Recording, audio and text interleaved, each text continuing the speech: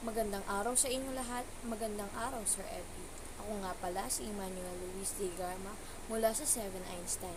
At ang ating tatalakayin ngayong araw ay tungkol sa Imperyong Sailendra. Halika, simulan na natin. Ang Imperyong Sailendra ay isa sa mga makapangyarihan na kaharian na umiral sa rehiyon sa Java sa Indonesia mula ika-7 hanggang ika-9 na siglo. Ito ay tinuturing sa isa sa mga pinakamahalagang dinastiya sa kasaysayan ng Timog Silangang Asya dahil sa kontribusyon nito sa kultura, relihiyon at arkitektura, orihinal at kasikatan. Ang Sailendra ay pinaniniwalaang nagmula sa isla ng Sumatra o posibleng mainland Southeast Asia bago nanirahan sa Central Java. Sila ay sumikat noong ika-7 na siglo at mabilis na lumawak sa Java at sa mga nakapalibot na isla rito sa pamamagitan ng pagsakop at paglawak ng teritoryo.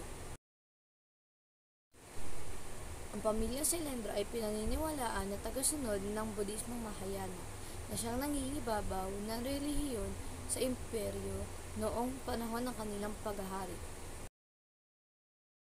Ang pinakamahalagang pamana ng imperyo ay ang Borobudur, isang dambuhalang stupa at templo na itinuturing na pinakamalaking Buddhist monument sa mundo.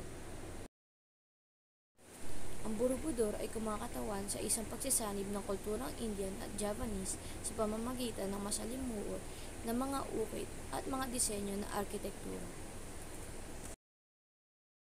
Bukod sa Borobudur, may iba't iba pang templo na itinayo ang pamilyang Sailendra na sumasalamin sa kanilang relihiyon at kultura.